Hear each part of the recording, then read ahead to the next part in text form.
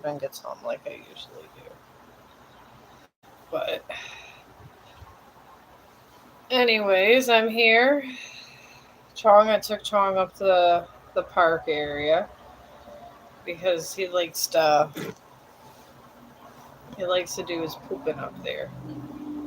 I can't get him to poop on the property. I think it's because there's too many dogs. He has issues with going to number two where there's a lot of dogs. It's probably my fault. I don't know. It could be, it could not be. I don't know at this point. I wish I had a little table. I should bring this thing over. I've been trying to make a little live streaming area.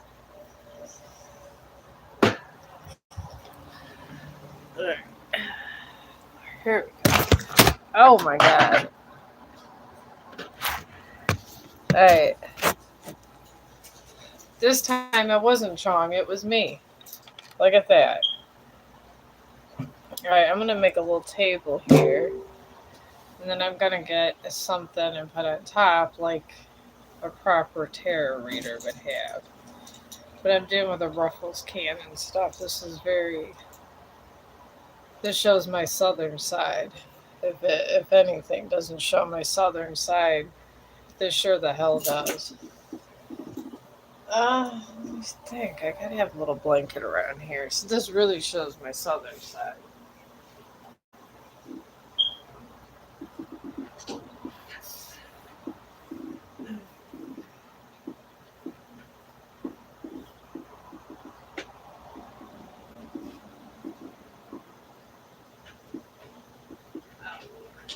Okay, hang on, folks. I just got technical difficulties over here. I can keep pushing this chair back.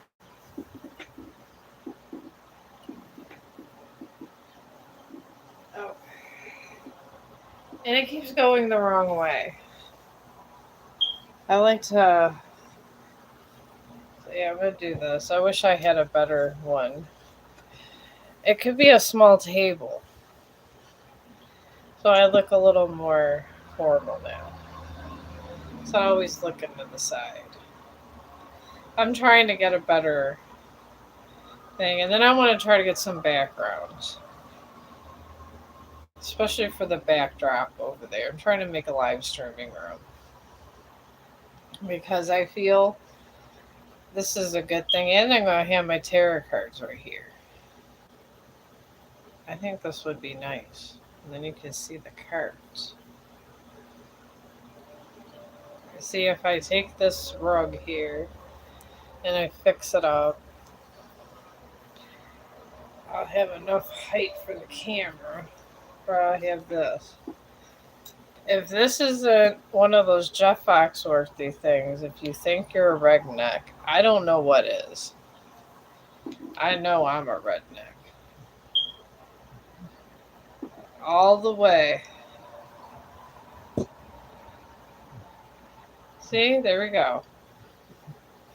And I could put the ugly side on my side where all the seams are at.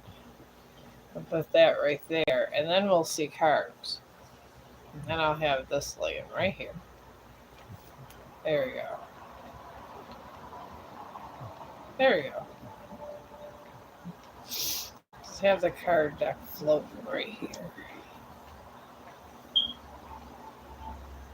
Alright, and then I'll just wait for people. I'm trying to get better. Whoever's looking in. I made a table out of a bucket and a Ruffles container. I'm coming up in the world. I'm going to try to get backgrounds. I'm going to try to buy a projector. I think it would be so cool to have a projector and project a background every time I live stream. That would even be better. I'm going to look on Amazon for one of those. But until then, I got my bucket and my Ruffles container, and you can see the tarot cards. Then I'll got to keep going back and forth and turning around and all this stuff. I'm trying to be more professional these days. I truly am. I'm going to go put this over here.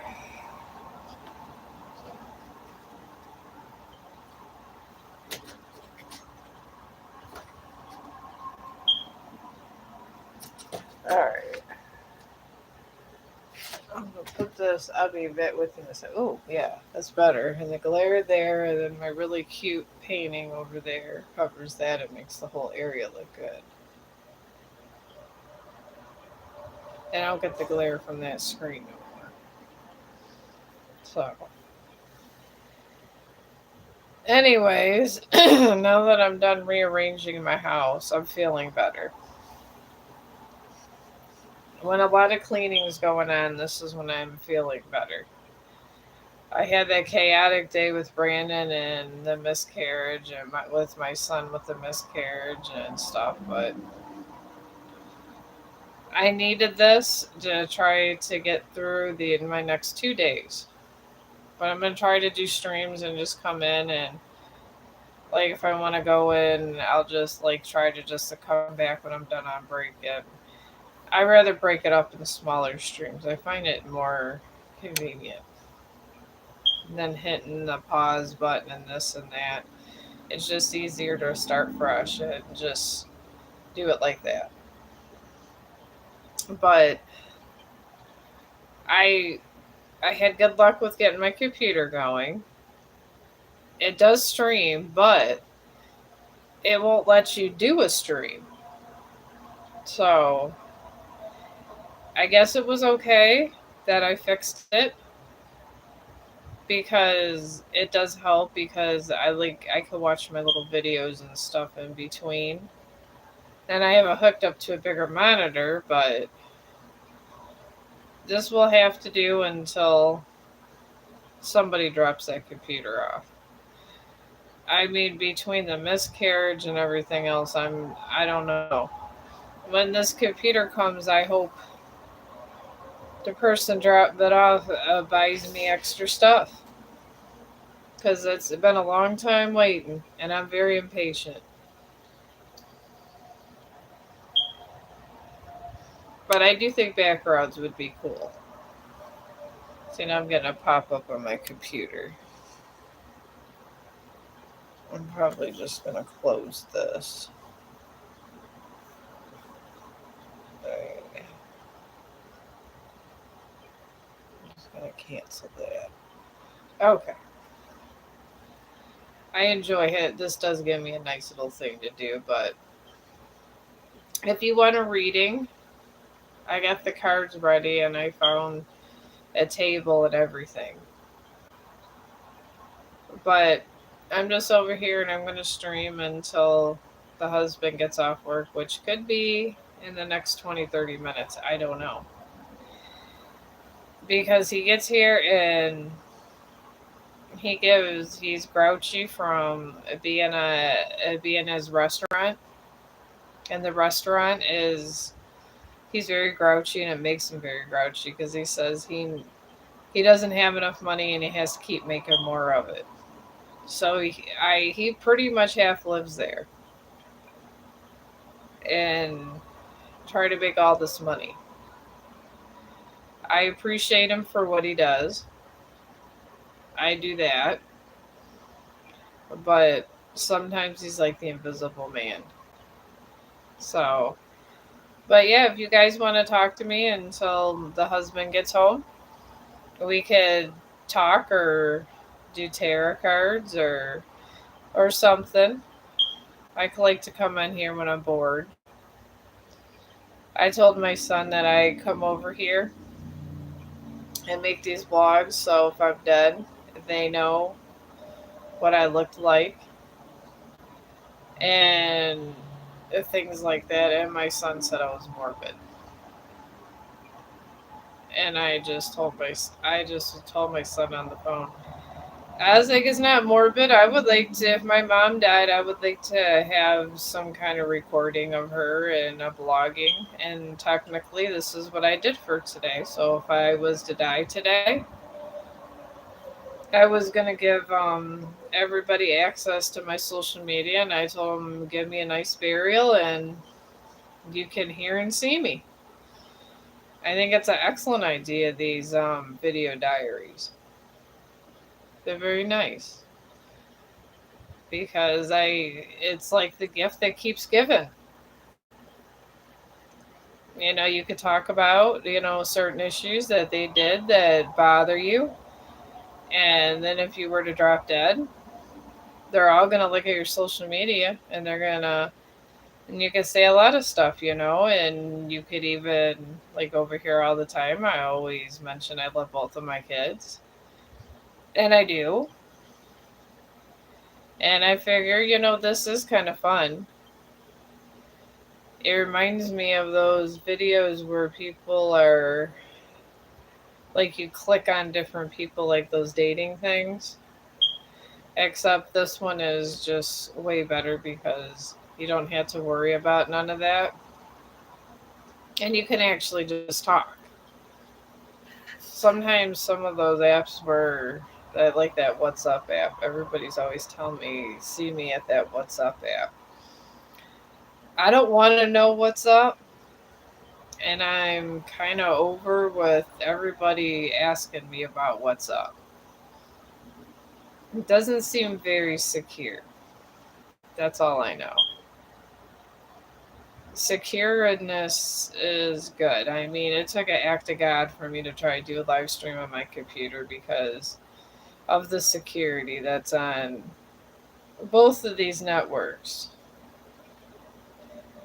About this and Facebook, it takes an act of God to start sometimes, especially if it's on a different device. You got to remember every password and stuff. There must have been a lot of hacking. So, but at least I know I'm secure. I spent about 2 hours today with that. So now Google knows it's my computer and everybody knows it's my computer, and they had me do different logins and all this other stuff that I really did not want to do because no one's trying to hack me. I mean, I'm not that interesting, nor am I that rich, so I don't understand all this secure your information and all that. But it's so secure, half the time I can't get to it. So I guess that's good and it's bad all in the same. But I did cut my own hair, folks. I learned to do this on TikTok. I used to watch a lot of TikTok when I was working through COVID because I was very interested. See, this is I got to even that out better, but other than that, it's not horrible. But on TikTok, they say you can always even it out or whatever, or fluff it up. And they had really good ideas. Like they had people that are turning pants into shirts. So I watched those, and you honestly can. They have the TikTok videos with it. It's really funny. But I did one. I did turn pants to a shirt just like this TikTok video, and it really worked.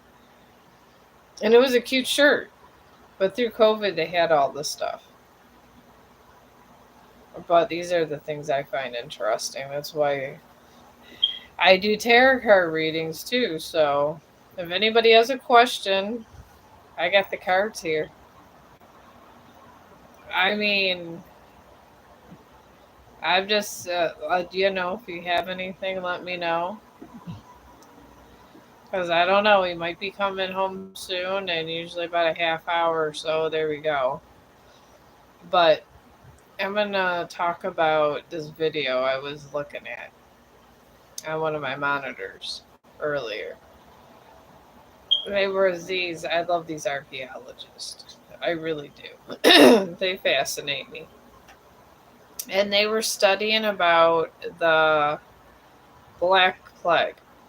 And they were looking for sites where a lot of like people were buried, and I guess they were so worried about Black Death that they buried all the bones in one area.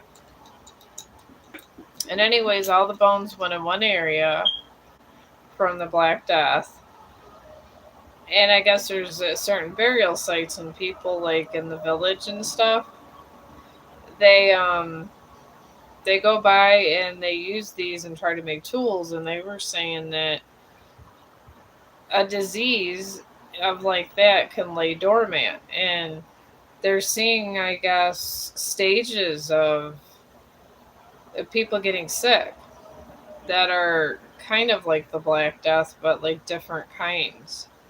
But people are getting sick from the bones because of when they're grinding it with the stone, it's coming out and the powder's coming up.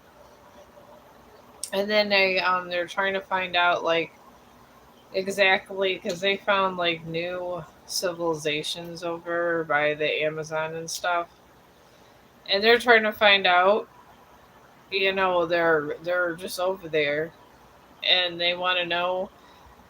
And I guess we're very advanced civilizations, and they were able to irrigate the land, which I found very interesting. But these bones they get, I guess, in the teeth and stuff, they can check in the teeth and say like what caused your disease. So I thought that was very interesting because I mean maybe that's how like COVID and these different things are coming about because they say these things go dormant, but then after years, we already grew immune to them. So sometimes they come in different ways. Because I know with King Tut, I did see King Tut, and it was a great event when I was younger. King Tut was coming around, and they just made that major discovery. The scientists that were in King Tut's tomb, I guess they all died of a respiratory disease. And they said it was due to a curse. But I don't see how it could be a curse because really they were breathing in that air, and what that other scientist was saying kind of made sense. So I was thinking about that too. I guess it's not good that people are grinding up these old bones. So, I mean, if you're out there and you're doing something like that,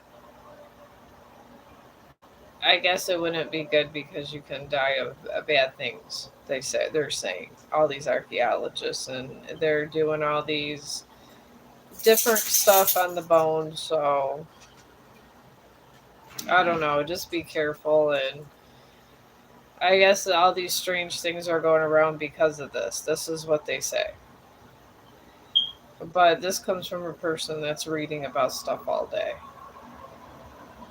But I usually don't have my crowd. Usually I get some kind of a crowd about this time wanting a tarot card reading. Because I'm over here if you want one. I just figure I just come jump on here just to see if there's any last minute ones before he comes home with all of his loud music. And then all of his loud phone conversations. He has very loud phone conversations. I'm half deaf. And the thing is he talks so loud you would think he's deaf. He hurts my ears sometimes. So he's very intrusive. It wouldn't be good to have him on a live stream. It's good when like we're in Snapchat or he's not playing his game. They get on those games and they're all day long with those games. And he can stream for like hours. I don't know how he does it. Low key. I don't. He's just up in this house streaming on Twitch doing all this activity, and I don't know how it happens. But I mean, I don't associate with a lot of. I'm usually secluded most of the time. And I read most of my life, so I guess this is where it gets you in life. You just become a writer. But I guess, I don't know, maybe everybody's eating dinner or some sort. Nobody must want a tarot card reading, and I even put a table out. It's so sad.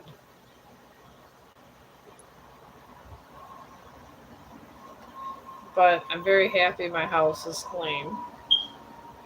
I got all those things done. I honestly just been watching all these shows with these perfectly cleaned houses, and I get compulsive about this stuff. It was probably my OCD kicking in. Alright, I'm gonna go over here and puff my other thing. Alright. Alright, well, if there's anybody for a question, I'm over here and I'll be right back. I was right here.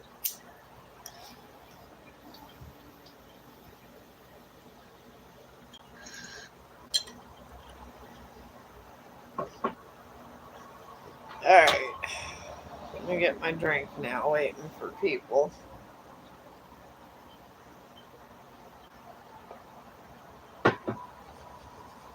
Oh, okay. There we go. This seems to be slow time.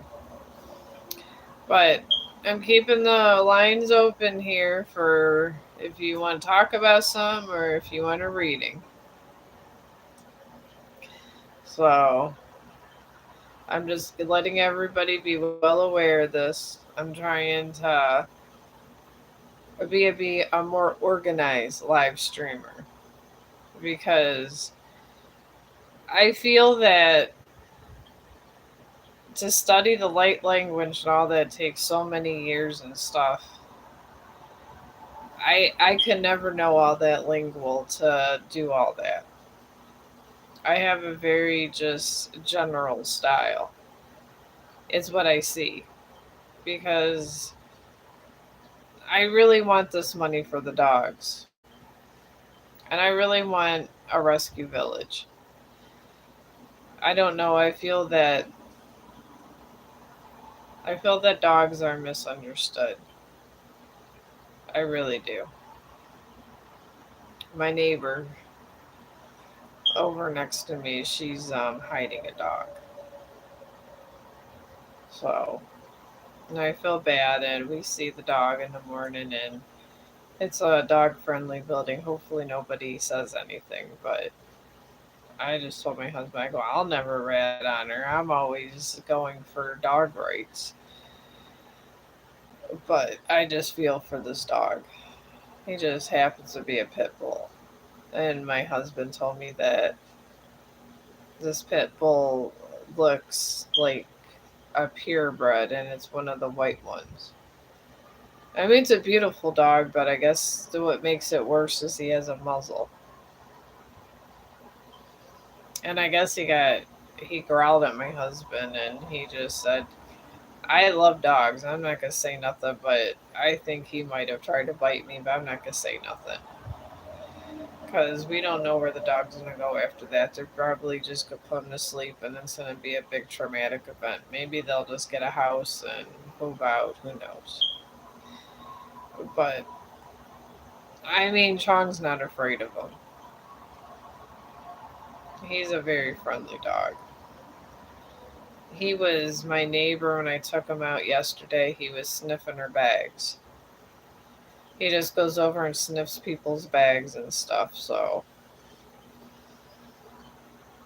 I mean, I know he's a service dog, but he's just so friendly and shaking his butt all the time because I got him. I got him at a young age, probably a little bit too young than I had, and he's like my own child. I mean, if I tell him to come over, because we brought him to a trainer too, but I had him at such a young age, he literally thinks I'm his mother. So, I guess in a sense, he's my furry son. And I do want to make a better life for Chong and other Chongs out there.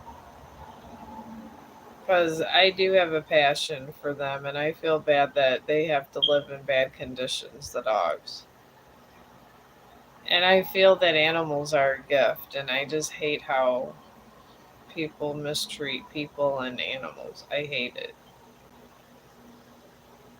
I was watching one of those movies on Netflix, and this guy, when he was trying to get dominance over his wife, they stopped and there was a beautiful husky.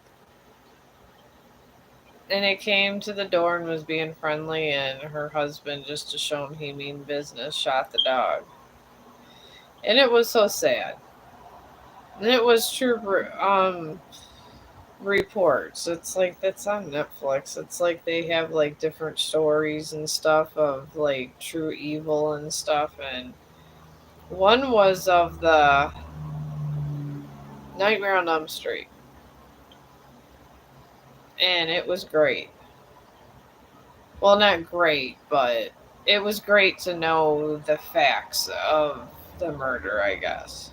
The string of murders that started Nightmare on Elm Street, one of the most famous horror movies out there. I guess it was in Massachusetts. I always mispronounce that.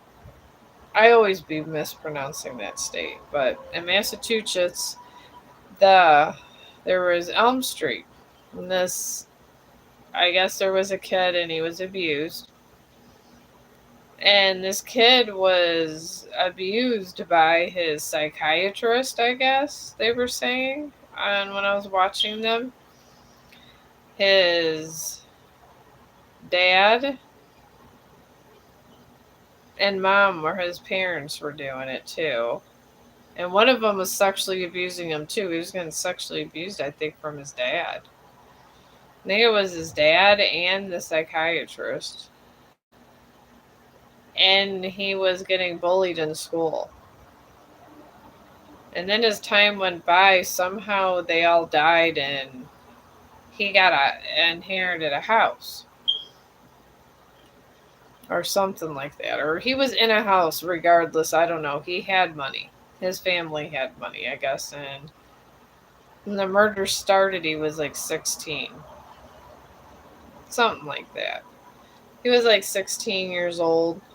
But I guess he just liked this girl. He fancied her. And he was in town, this girl. And she had ice cream with him, I guess. And I guess it was 87. Yeah, it was 87, 1987. And I don't know how I didn't hear about it. I seen the movie and thought it was great, but I really never seen the real story. And I should known this. I lived through this. But anyways, I guess she didn't like him and she didn't go on another date with him. So they had like I guess in their basement they had a wall. And they built a wall because you could see all the pipes. And I guess he crawled in the wall. And then he would and then they would get out these Ouija boards and stuff.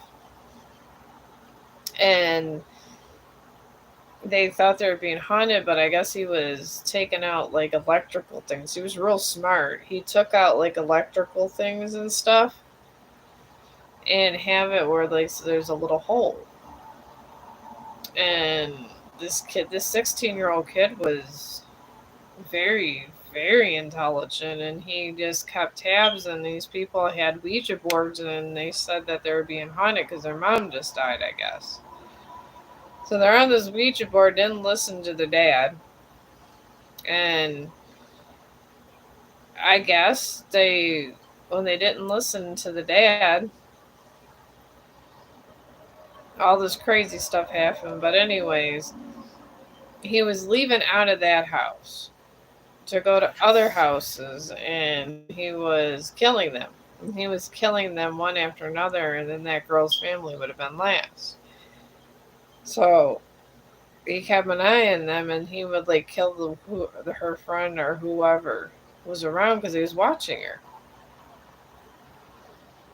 And I guess he stayed in the wall, and I guess the investigators they didn't look in certain places, but there was a real smart cop that went in there, and he literally just said hold up, and went back in, and he was like some kind of like super detective. He went and fished him out, and he figured out he was behind this wall. And it was so I'm just like, oh. And he was looking in all these corners, and he arrested him and everything. And I guess they got him. And when he went to court after that, he won. He actually made them do a psychiatric evaluation and everything. And somehow he got out. And anyways, they didn't have enough evidence and all that. They had him for being creepy, but his family had money, so when he came back from, I think he did like 2 years, and then he inherited all his parents' money. So you have a psychopathic killer that literally got off scot free for murdering a bunch, like a couple people, and he had his own house. He still went in that girl's house every once in a while just to like spy on him. But he would take things and bring it back to that house, and it was abandoned for a long time, and everybody thought it was abandoned. So that's where he went, and then went in between the walls of that other house, which was very genius. But anyways, no one thought anything of that house. So, and nobody would go near that house. So I guess it was good for him. And then as time went on, when he got out, there was more murders, but he got smarter.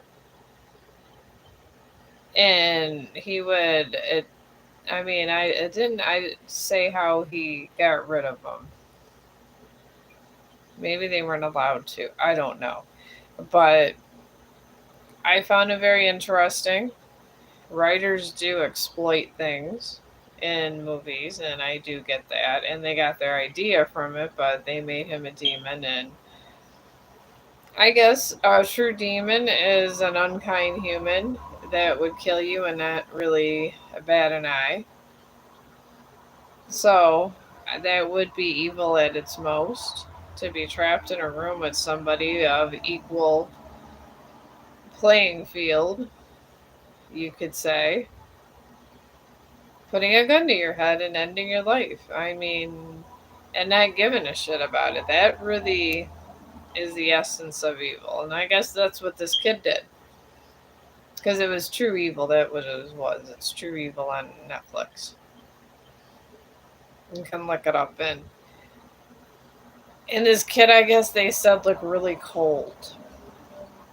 And even at the trial, when they were seeing the bodies that were chopped up, he said there was no remorse. And when they sent him to the psychiatrist again, that psychiatrist reevaluated him,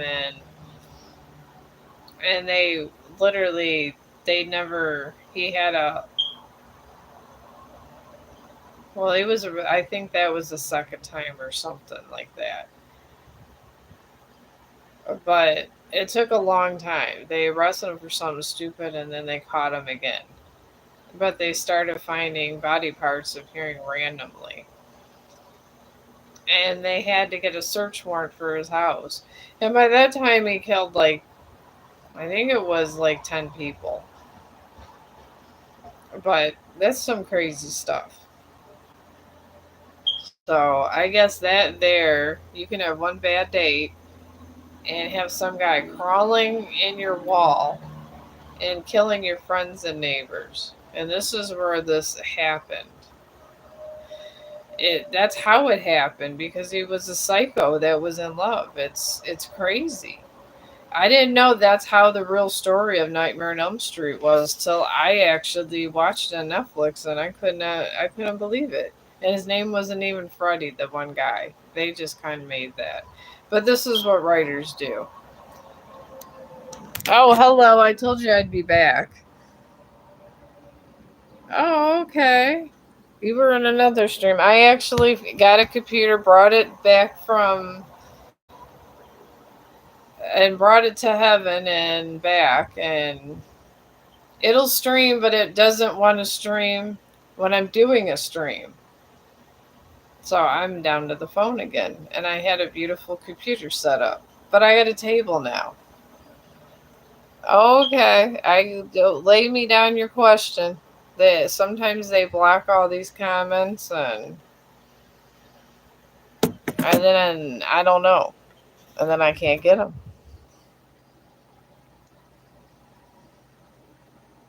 All right, says coworker Kenny really consider me his friend, or is he just being nice? So you want to know if Kenny is being deceitful? We can find that out. That's easy. Love is hard. You got to go through two different channels just to get to that. See, I got a table now. It's a bucket and a Ruffles can with this, but I have an actual table. I look somewhat professional now. But like I said, I'm still a redneck, so it doesn't matter. I'm proud to be a redneck. All right, Chong. He's half the reason I can't even stream when I want to stream. Especially if he has to do number two. He makes me walk him all the way to the park, which takes me a half of an hour after he smells the entire way up. Sometimes 40 minutes to get back. All right. All right, this Kenny, he's in a new moon in Capricorn. He's working he's working on money and getting ahead. So whatever he's doing up in your job, and I'm picking up he's one of those snitches. I don't think he's being deceitful as much as he runs his mouth. That's what I'm picking up on him with that. He's not a horrible person, but he's one of those people you don't want to tell too much stuff to. I have a couple friends like this at work. And your friend Kenny is surrounded by a new moon in Taurus and a new moon in Aries. And a new moon in Taurus, he's a good worker, and he has prosperity coming. Happens when you work and you do a good job, or someone likes your job. He's also surrounded by a new moon in Aries where he has to take action on something. I'm picking up it's overtime, or maybe do a little extra or something. But I am picking up that he's a snitch. And he snitches on his own self. And he will talk behind your back from time to time. And then say he didn't say it. That's what I'm picking up. But I have some coworkers like that, and I tell them stuff that I want everyone to know, and I hope they tell Connie, my boss. But that's how you deal with that. I would just start telling him things that you would want everyone to know that's a little different, and maybe just be like, I just so you know what's between us stays between us, and start watching who he's talking to. But that situation's easily eliminated by doing that at a job. And I hide from people all the time, so I'm very good at it.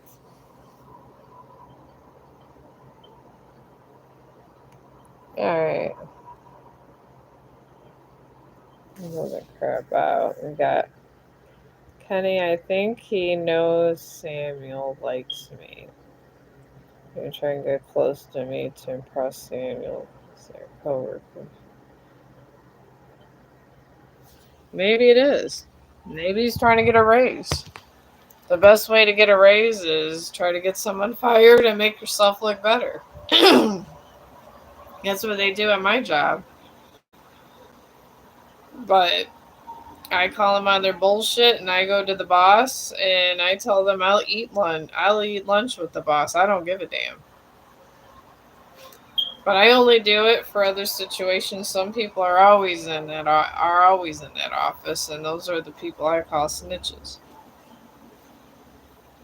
So he is one of those people. He does complain to management. And when you complain to management, they make they just talk a lot of crap, and you don't need that. But I would just mind my P's and Q's around him and let him burn his own bridge.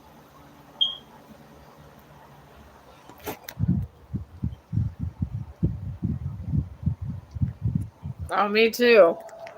I work in a nursing home with all women that have been there over 10 years, and I've been there 10 years. Most of the people I work with, I've known their kids since they're babies and now they're 10 years old, and everyone has some kind of drama. They want to know who I'm dating.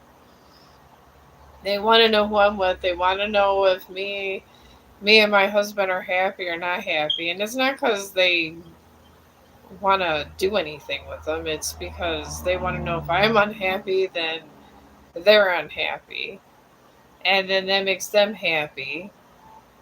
That my unhappiness makes them happy. And this is how these people run. So I would just, I mean, these are good policies. I always say never ever date anybody at work, ever. I don't care if they're a perfect 10. Don't do it because that's the worst. Because they could see you and your boyfriend or girlfriend or whatever there at work, and they're gonna, if they see you both out on a smoke break, then they'll say, "Oh, I think they're having sex out there," just crazy stuff. People are weird like that. It's better not to work with your spouse. So, but yeah, there's so many people in my work sleeping with one another, and some of them are married. It's crazy. At work, one of our staff members had sex with another staff member, and he's married. She got pregnant, and she had to get an abortion. Cause, well, she didn't have to, but she wanted to get an abortion, and he paid for it. And he did the deed at work. And I'm sitting there going, how? It's crazy. I was like, I be doing my work. I don't, but then I'm doing my work. I don't come across these crazy people because I mind my own business. But this goes on all the time. I guess they go around having sex in closets and all kinds of stuff every once in a while, and we had somebody did that at my work too. It was years ago, but the guy and the girl was in there. The guy did not get. He got, I think, talked to, but the girl got fired, and he got promoted. It was insane. They were having sex in a room in the facility. And I asked other nurses, and I was like, that's scary. And then she's like, "Oh, I heard something. I just closed the door." I'm like, I made sure it was closed and told him I didn't see nothing. I'm like, oh my god. But yeah, they do all kinds of stuff there. This is why I stay right in my lane. And if I have any kind of issues that they're doing to bother me personally with my work, I go straight to the boss and I do my job and I just go home. Yeah, it is too much. I mean, but this is the world we live in. A lot of times I go to work and I hear these stories about how people had sex in closets and stuff, and I'm like, ooh.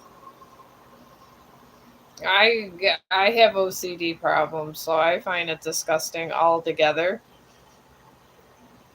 To do that, you want to would go in a clean place. These guys are crazy. I wouldn't use the toilets after them. I would literally have little hand sanitizer sprays or just like one of those bleach wipes, and I put toilet paper all over because they didn't have seat covers, because you got no choice at work. You gotta use a bathroom, or I'd find a bathroom no one uses and spray that, because people be doing crazy things. And being there 10 years, I'm not a snitch. I'm a forgiving person as long as it didn't hurt anybody but cause their own chaos. I don't really care. But I think it's wild, and I just steer clear of them altogether. Because those, I call them drama llamas. And then they wonder why everybody says this and that. It's like, if you're going to go out and do that, or management saying something to you, don't be surprised if the whole place doesn't know. But that's what these people do.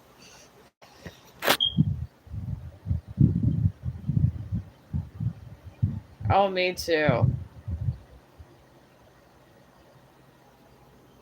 Oh, yes, I'm very under the radar. I'm always under the radar. I don't want to be in the radar. I cannot stand ignorant people at all. I like people with intelligence. I can't stand ignorant, stupid people, and then that's why my husband won't be bring me around idiots. If I can't hold a conversation, and if you're going to get butt hurt over one or two things, I can't speak to you more than 20 minutes. Especially the women in his circle, like his sister and a couple of his female friends that we're all friends with. I come off offensive. But the thing is we deal with our own personal drama. You either create it, and whatever drama you create, you got to fix. And they'll have like they'll have a kid, and they're like, "Oh, it's so expensive." It's like, haven't you heard it's expensive your entire life?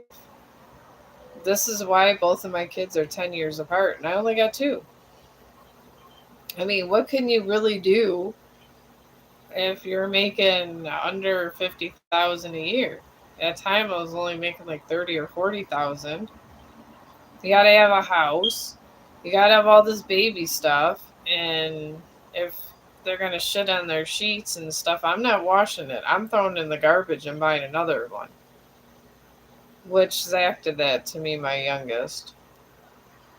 I went to Babies R Us and got them. I think they're still around. It's been a minute. I think they are. I don't know. But we went over there, and I got like all this really cute things, and then he pooped and smeared it on himself, and we had it like a month. I told him just to throw the shit away. I put him in the bathtub, and I think I bleached the entire bathtub and everything. But this is the kind of person I am. I just don't. If you think you can't afford it in your life, in this generation and time, you have a lot of resources where you can make it where you're not able to give birth. And there's really nothing wrong with getting your tubes tied, because if you know you truly can't afford it, why would you want to put another human being through poverty? Unless you're the last of your line. So, I mean, Brandon, my oldest, is the last of his line because his dad is like the last one or something, so he inherits all this land. So it worked out good for my ex, and He does treat Brandon very well, so I don't say anything, and it's okay. He's not horrible, we're just horrible together. I think I'm just too straightforward, and I scare him. Because when he's an idiot, I tell him why he's an idiot and what he did on the actions before he became an idiot. And this is the man with Brandon's new stepmom that he'll tell his wife, he'll tell her, "Oh, I'm watching a game, you can't speak," and all this stuff. I guess he's not abusive, he's just an asshole, so. But this is the climate of what we live in. But you can only take what you can take. But I had my boundaries up, and I don't hate him. I just don't like him in that way, and I'm okay with it. And I think there's nothing wrong with this practice because it does make your life less complicated. And work and home everywhere. And I do this all the time. Sometimes my own best friend is myself and and you guys because you guys seem to know what you're intelligent people, and you don't have the work, and you don't really have a lot of drama like some people that I got to deal with, and it's crazy. So I guess I'm just here. I guess that's another advice you guys could take. Don't let other people be causing you drama, and stay away from them. If there's any other else people listening. Oh, someone else started following me. Look at that. Over on TikTok. TikTok never died. I mean, where would I find out how to cut my hair if there was no TikTok?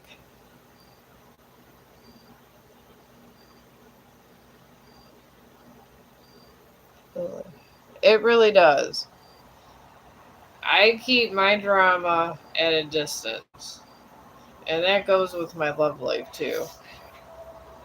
When I became single after the first marriage, I held my guard.